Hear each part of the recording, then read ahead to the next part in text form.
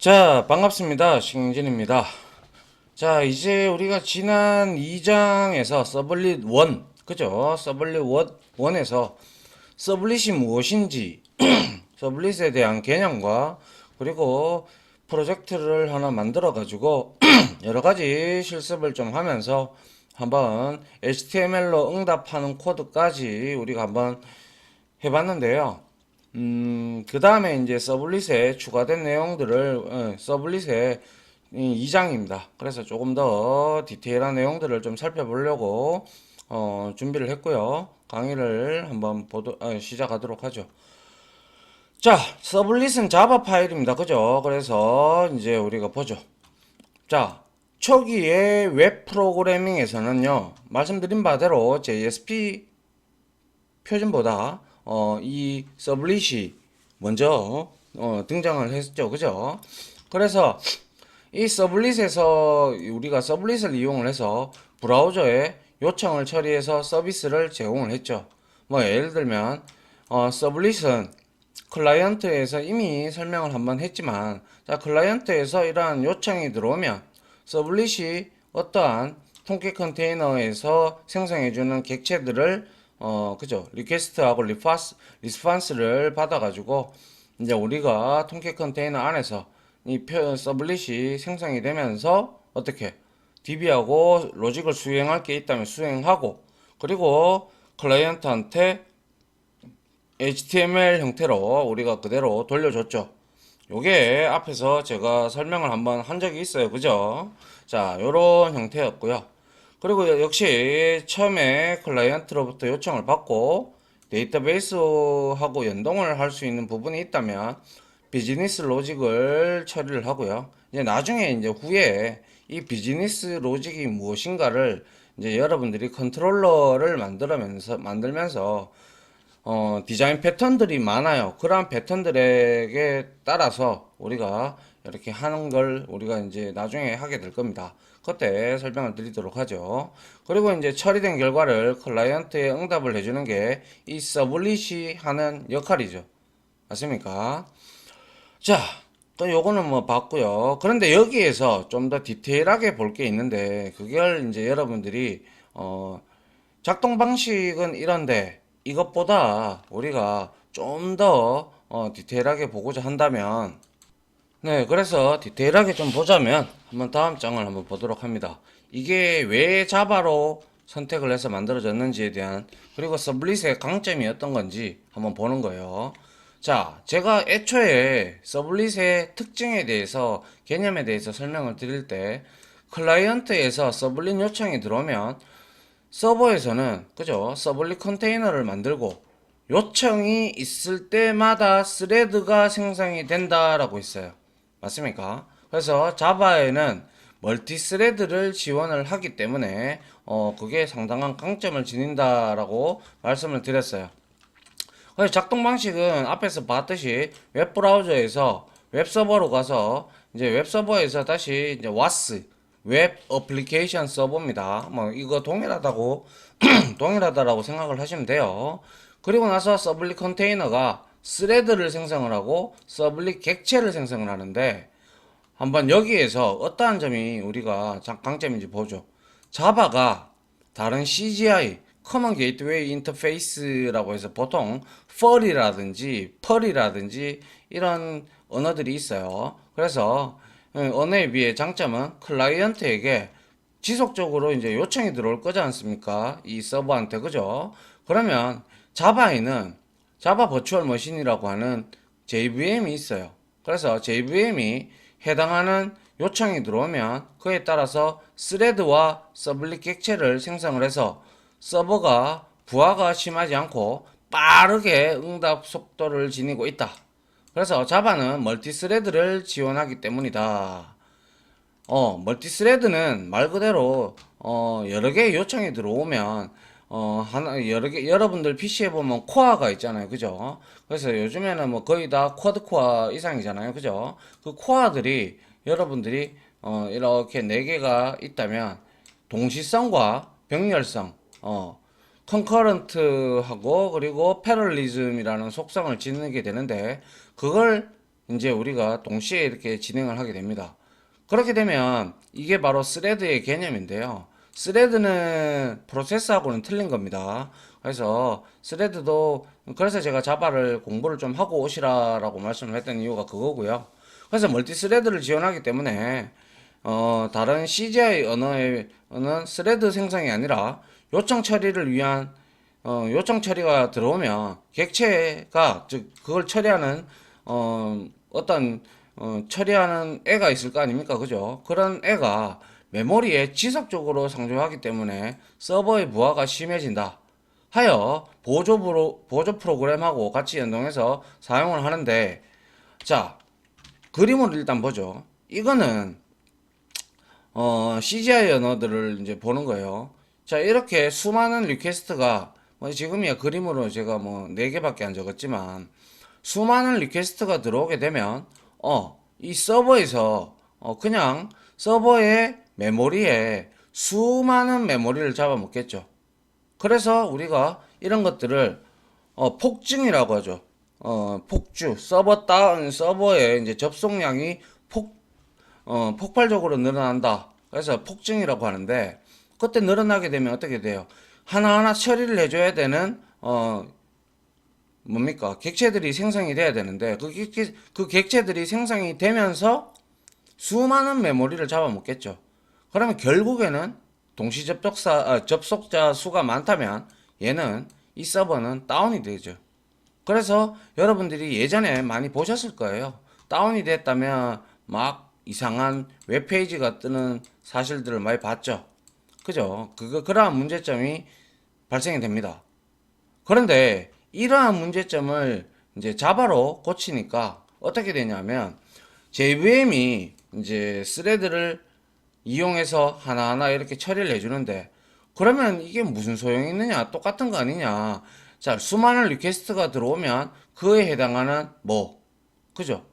저 뭐죠? 이 스레드도 계속 생성이 돼요. 맞잖아요. 그런데 이렇게 스레드가 계속 생성이 돼도 얘도 뻗기는 마찬가지예요. 스레드를 생성하는 데 있어서도 상당한 메모리를 많이 잡아먹거든요. 그런데 자바에는 스레드 풀이라는 게 있어요. 그래서 스레드 풀이라는 개념이 뭐냐면 풀이 웅덩이라는 뜻이지 않습니까? 그죠? 그래서 이렇게 스레드 풀이 있고요. 여기에 작업 큐라는 게 있어요. 그러면 여기에서 클라이언트 단에서 이제 수많은 요청이 이렇게 들어와도 여기에 작업 큐에 이렇게 작업량만 쌓입니다. 작업량이 이렇게 쭉쭉 쌓이겠죠. 그리고 난 다음에 여기에 스레드 풀에서는 우리가 자바는 스레드 풀에서 반드시 제한된 개수의 스레드를 만들거든요. 제한된 개수의 스레드를 만들어서 더 이상 스레드가 생성되지 않도록 만든 거예요. 그래서 4개면 4개, 아니면 10개면 10개, 이런 식으로 스레드를 딱 만들어 놓고 스레드가 얘를 처리하고 이렇게 처리를 하고 요 엔드 유저한테 돌려주는 거예요. 이런 형태로. 그러면 아무리 많은 웹서버에 이제 많은 이제 엔드 유저들이 이제 클라이언트들이 요청이 들어온다고 하더라도 작업 큐의 양만 늘어날 뿐이지 서버에 이 스레드가 새로 생성이 된다거나 이런 일이 없기 때문에 우리가 스레드를 계속 재사용을 하죠.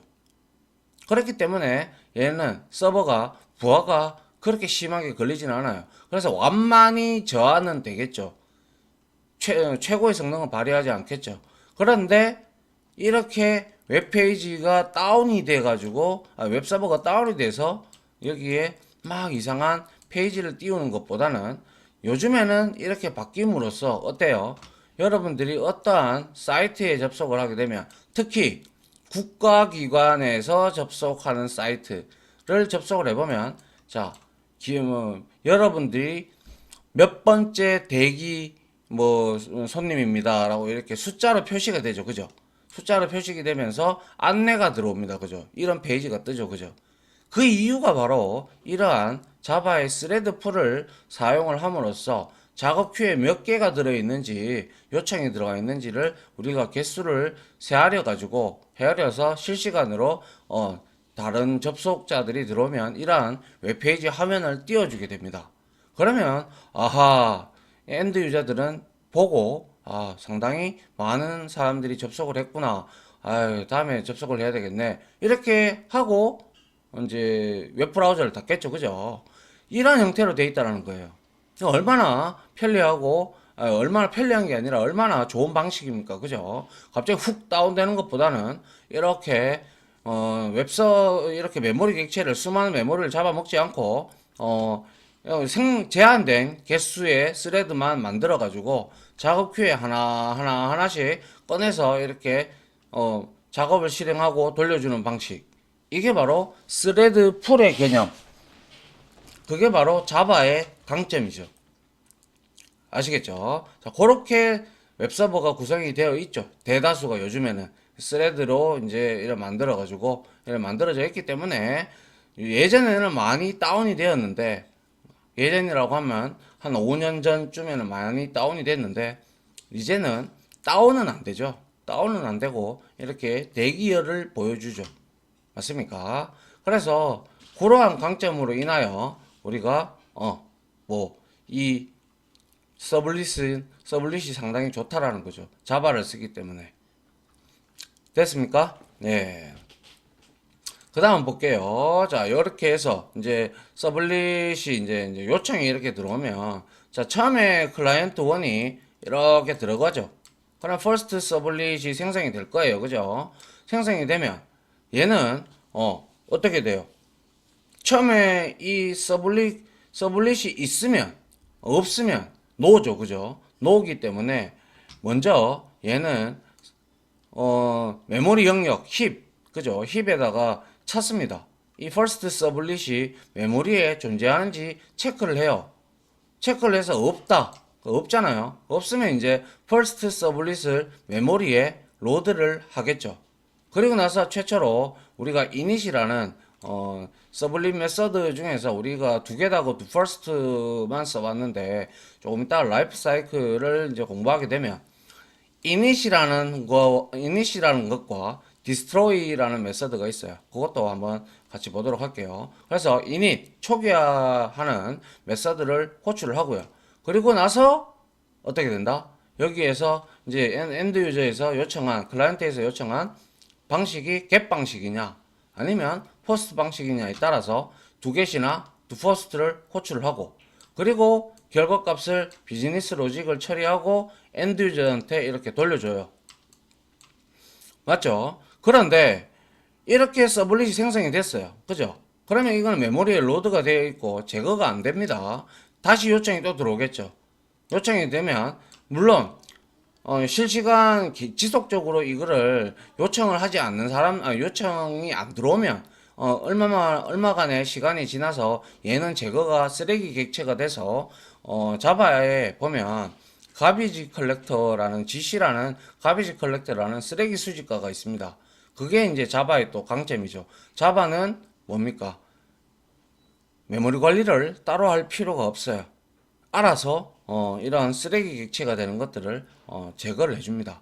알겠죠? 그래서 이 클라이언트가 다시 두 번째 클라이언트가 접속을 해서 역시 퍼스트 서블릿으로 매핑이 된 곳으로 또 갔어.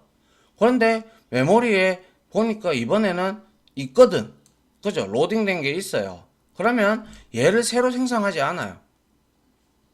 새로 생성할 필요가 뭐가 있어요. 그죠? 만약에 없다면 생성은 해야겠죠. 그래서 있는지 체크하고 있으니까 생성을 할 필요가 없잖아. 그죠? 그래서 이제 다시 이쪽으로 바로 빠지죠. 빠져서 바로 두 get과 두 post를 실행을 하고 응답을 해주죠. 그러면 처음에 접속했던 사람들은 처음에 접속한 분은 이런 과정을 거쳐서 이 first 서블릿이 만들어지지만 결과론적으로 얘를 만들어 놓고 다음 클라이언트들이 접속을 계속 한다면 상당히 응답 속도가 빠르겠죠. 왜? 이러한 과정을 수행을 안 하니까 메모리 로드하는 시간이 그만큼 줄어들죠. 이해됩니까? 자, 요게 바로 우리가 자바의 강점이죠. 메모리를 다시 잡아먹는 거를 적게 하고 스레드를 제한되게끔 생성이 되고 맞죠? 그래서 이제 우리가 작업 큐에 이제 이러한 요청이 들어오면 이렇게 행동을 한다. 수행을 한다. 라는 게 바로 서블릿이라는 거죠. 됐습니까? 예. 그 다음 보죠. 자, 요렇게 보시면 될 것 같고요. 예, 그 다음 한번 보죠. 자, 그 다음 이거는 우리가 해봤다 그죠? 그래서 이렇게 서블릿 객체를 만들고 우리가 이제 요청과 관련된 거는 HTTP 서블릿 리퀘스트 그죠?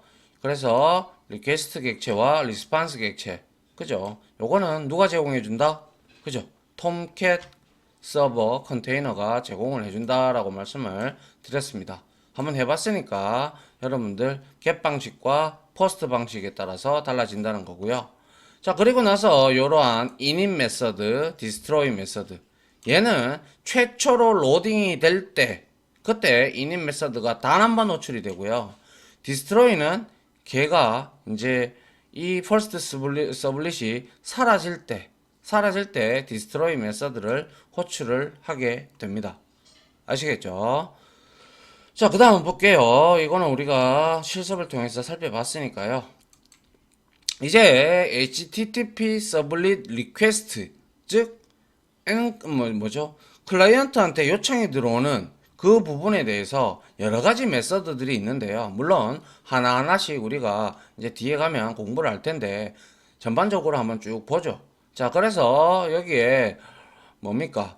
authenticate라는 게 있어요. authenticate 발음이 잘 안 되네요. 그래서 여튼 이러한 놈은 요 메서드는 뭐냐면 요청한 사용자가 서블릿 컨텍스트 객체에 대한 인증을 하기 위해서 컨테이너의 로그인 메커니즘을 사용합니다. 이거는 조금 어려운 메서드인데요. 요거는 뒤에 가서 한번 우리가 써보도록 하죠. 알겠죠? 근데 요게 이제 나중에 우리가 로그인 인증을 할 때 이제 객체에 대해서 우리가 접근할 때 그 방법을 보안 때문에 쓰는 겁니다. 알겠죠? 그 다음에 이제 change session ID라고 있어요. 그래서 얘는 현재 요청과 관련된 연관된 현재 세션의 아이디를 변경해서 새 세션 아이디를 반환한다. 이게 무슨 뜻이냐면요. 이 세션이 뭔지를 아셔야 되잖아요. 그죠? 세션을 다루는 장이 다음에 나올 건데요. 이 세션이라는 거는 한마디로 이렇게 생각하세요. 클라이언트하고 서버가 이렇게 연결이 되어 있다면 여러분들이 접속을 했어요. 로그인을 했어요. 그러면 이렇게 여러분들이 연결을 끊지 않는 이상 혹은 서버가 다운되지 않는 이상은 여러분들이 쭉 이렇게 로그인 정보하고 이 로그인 정보가 서버에 이렇게 기록이 되면서 계속 연결을 하잖아요. 그죠? 근데 여러분들이 은행이나 이런 금융 사이트 들어가면 몇 분 동안 이렇게 여러분들이 아무런 행위가 없으면 몇 분 뒤에 자동으로 연결이 끊깁니다라고 되어 있죠. 그죠? 그런 것들이 바로 세션이라는 거예요. 알겠죠? 서로 연결해 주는 거. 자, 그 다음에 get context pass. 얘는 context pass 아시죠?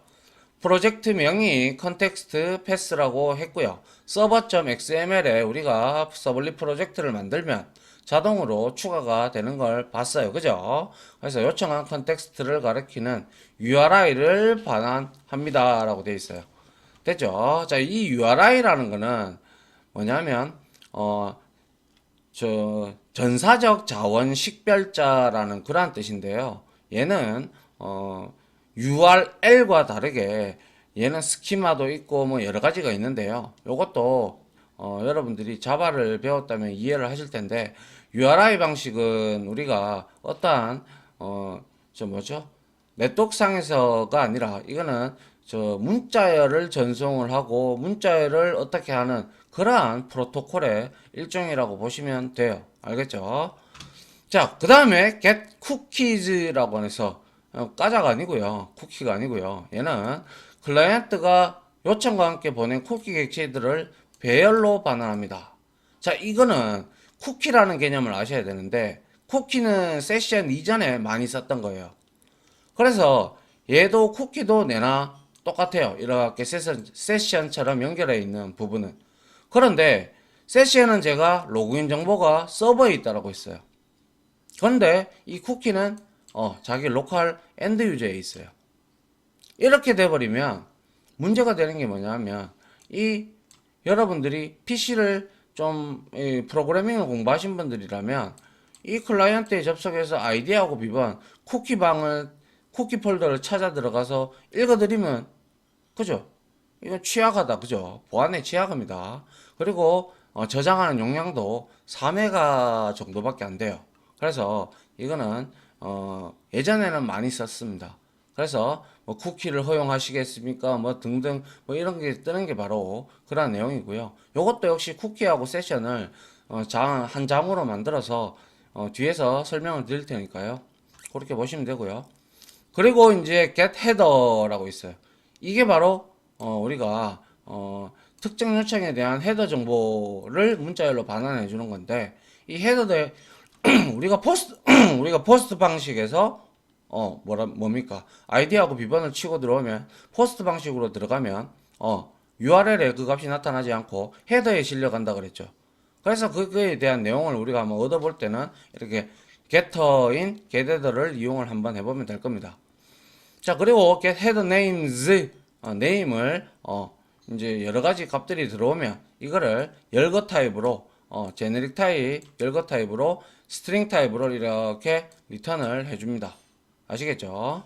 자, 열거형으로. 그리고 get method 아시죠? 요거는 우리가 HTML에서 폼 태그에서 get을 보내냐, post를 보내냐에 따라서 그리고 이제 요청인지 우리가 반환을 해주는 그러한 get 메서드고요. 그리고 get request URI 해서 얘는 요청한 URL의 컨텍스트 이름과 파일 경로까지 반환을 해줘요. 그래서 제가 얘는 URI는 파일이라는 이런 스키마가 있거든요. 그래서 그러한 이제 여러분들의 로컬 PC에서 어떠한 이제 요청한 URL에 이제 그런 파일까지 경로까지 리턴을 해줘요. 그래서 전사적 자원 식별 관리자라고 하는 개념이 바로 URI입니다. 되죠? 그리고 이제 get sublet path. 그럼 이거는 JSP 이름을 이제 우리가 서블릿이나 JSP 이름을 이제 리턴을 해주는 거죠. 그리고 get session, get path info 등등 이런 것들도 역시 세션을 반환하는 거고요. 그리고 클라이언트가 요청을 보낸 URL과 관련된 추가 관련 경로 정보를 반환을 해주는 게 get path info. 나중에 다 한번 써볼 겁니다. 자, 그 다음 한번 볼까요? 지금까지는 요거는 리퀘스트에 대한 내용이었죠. 이번에는 리스판스, 우리 이제 서블릿에서 리턴할 때 HTML 코드를 리턴을 해줄 때 우리가 쓰는 방식 메서드가 있는데요. 한번 보죠. add cookie. 이거는 응답에다가 우리가 쿠키라는 아까 전에 말씀드렸다시피 쿠키라는 그 내용을 만들어 가지고 이렇게 리턴을 담아 가지고 이렇게 응답을 해줍니다. 알겠죠? 그리고 add header. 얘도 역시 name과 value에다가 어떠한 값들을 이제 헤더에다가 추가를 해주는 거고요. 그리고 encode URL. 이거는 클라이언트가 쿠키를 지원하지 않을 때 세션 아이디를 포함한 특정 URL을 인코딩을 합니다. 인코딩이라는 게 뭔지 아시나요? 자, 인코딩은 사용자가 알아보기 쉽게 바꾸는 게 아니고요. 얘는 PC가 안에 있는 컴파일러가 쉽게 기계가 알아보기 쉽게 바꾸는 게 인코딩이라는 과정이에요. 그 인코딩이 바로 우리가 문자 셋들이 있죠. UTF-8이라든지 EUC-KER이라든지 이런 것들이 쭉 있는데 그러한 것들을 이제 인코딩을 서로 맞춰줘야 돼요. 안 그러면 한글이 깨져버립니다. 알겠죠? 자, 그리고 get header name 똑같습니다. 자, 요렇게. 그리고 send redirect. 요거 많이 쓰는데요. send redirect는 우리가 어떠한 요청이 클라이언트에서 들어왔어요. 그러면 얘가 로그인을 했어. 그러면 우리가 로그인 페이지를 처음에는 우리가 보여주다가 얘가 어떠한 특정한 페이지를 딱 만약에 우리가 누르면 우리가 이 메인에서 다른 페이지로 이동을 하는 그런 메서드의 하나의 종류입니다. 그래서 우리가 어떠한 로케이션을 주게 되면 다른 페이지로 이동을 하게 되죠. 그래서 클라이언트한테 리다이렉트 응답을 보낸 후 특정 URL로 다시 요청을 합니다. 그래서 페이지를 딴 거를 보여주게 되는 거죠. 뭐 아직까지는 여러분들이 이거를 다 여러분들이 알 필요는 없어요. 쓰시다가 저랑 같이 실습을 하시면서 하나하나 쓰시면 되니까요. 이런 거는 그냥 대충 살펴본 거고요. 아시겠죠? 그래도 안 들어보는 것보다 한번 들어보는 게 반복이 다음에 또 되니까. 그죠? 그래서 제가 설명을 드린 겁니다. 됐습니까? 예. 그 다음 보죠. 자, 이제 서블릿의 라이프 사이클이 나오는데요. 자, 서블릿의 사용도가 높은 이유는 아까 앞서 말씀드린 바대로 빠른 응답 속도죠. 왜? 메모리 하나 생성, 응답 객체 하나 만들어 놓으면 그걸 계속 재사용을 하잖아요. 그죠? 그래서 서블릿은 최초 요청 시 객체가 만들어져 메모리에 로딩되고 이후 요청을 할 때는 기존의 객체를 계속 활용을 하기 때문에 속도가 빠를 수밖에 없어요. 그죠? 그래서 따라서 동작 속도가 빠릅니다. 그래서 이 서블릿이 만들어질 때, 자, 객체 생성 최초 한 번, 맞죠? 그리고 제가 앞에서 본 init 메서드 최초 한 번입니다. 그리고 서비스 to get, to first가 있는데요. 얘는 우리가 요청할 때마다 새로 고침을 하면 요청할 때마다는 이제 to get이냐 to first냐에 따라서 이제 계속 init 메서드는 한 번밖에 호출이 안 되고요. 그리고 to get하고 to first는 우리가 계속 요청할 때마다 요청되는 호출이 되는 메서드들입니다. 알겠죠? 그리고 얘는 destroy는 역시 객체가 제거가 되든지 아니면 이제 우리가 서블릿을 수정을 하고 그리고 재컴파일을 한다든지 아니면 서버를 재가동을 할 때 등등 아니면 우리가 연결을 끊었을 때 등등 그죠? 그러한 일이 일어났을 때 이 디스트로이가 한번 일어난다는 거죠. 알겠습니까? 그런데 여기에서 서비스라는 게 나왔는데요. 이 서비스는요, 서비스 메서드는 두 개다고 두 포스트가 없을 때 자동 실행되는 콜백이에요. 콜백은 뜻이 뭐냐면 콜, 부른다, 백, 뒤에서. 그래서 뒤에서 부른다라고 해서 우리가 얘는 자동으로 그냥 실행이 되는 거예요. 콜백 메서드는. 알겠죠? 하지만 얘는 두 개시나 두 포스트가 있다 하더라도 서비스만 실행을 합니다. 알겠죠? 하지만 통상 서비스 메서드는 보셨다시피 잘 사용을 안 합니다. 뭐 거의 뭐 우리가 따로 불러주는 그런 게 없기 때문에 그렇죠. 자, 그래서 여기 보시면 서블릿 객체는 클라이언트의 요청이 들어오면 생성이 되고 아울러 그 생성된 객체를 재사용을 하기 때문에 재사용이라는 단어가 중요하죠. 그거에 대한 제가 디테일한 설명은 앞에서 설명을 드렸죠. 그죠?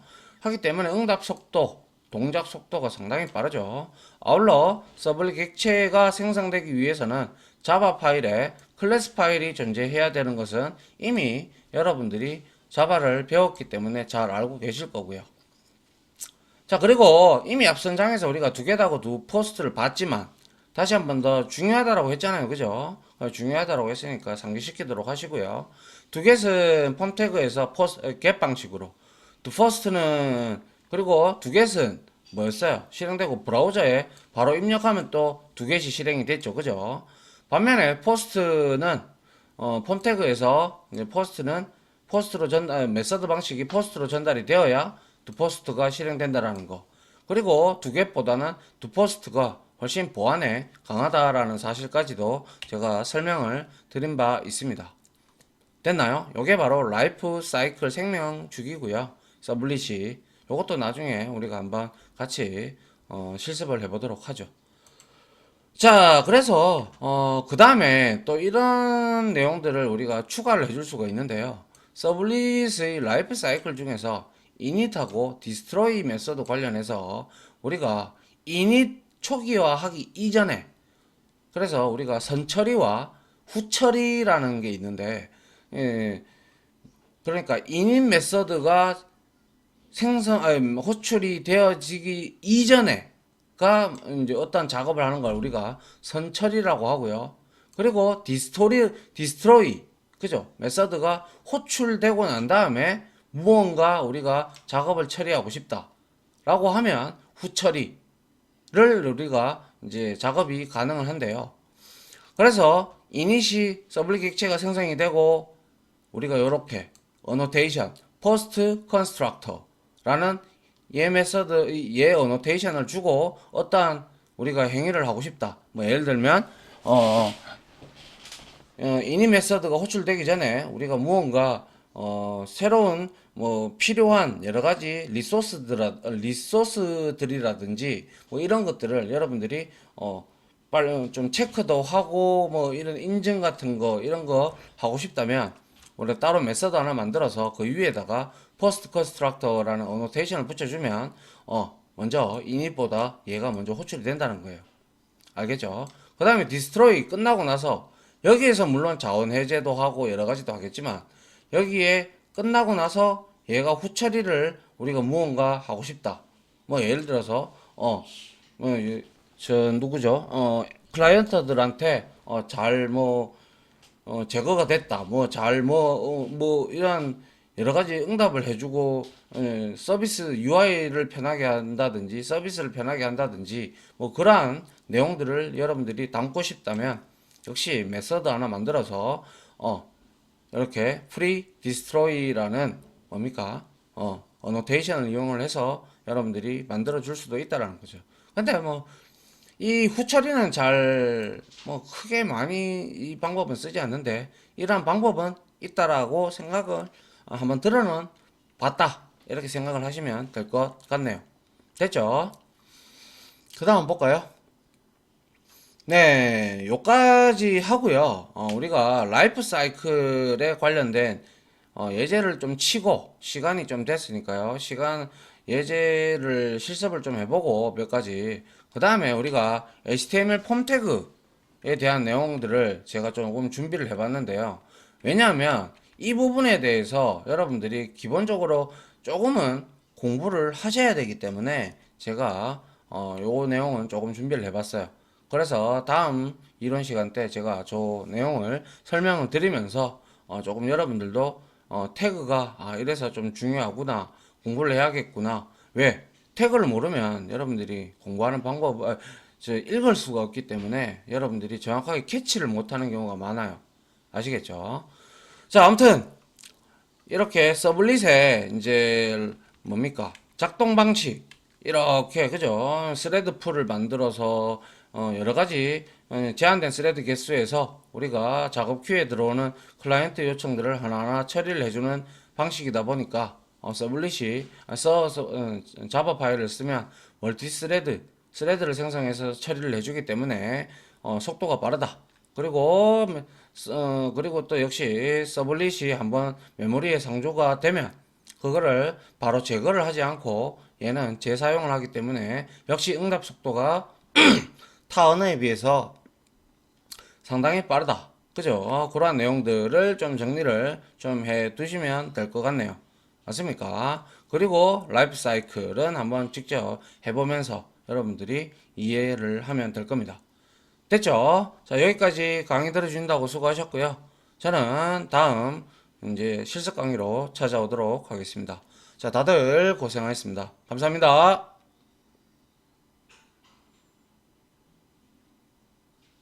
지금까지 보신 영상으로 자신의 실력이 혹시 1이라도 올라갔다고 생각하시면 구독, 그리고 좋아요, 알림 설정은 제가 컨텐츠 제작에 많은 도움이 됩니다. 감사합니다.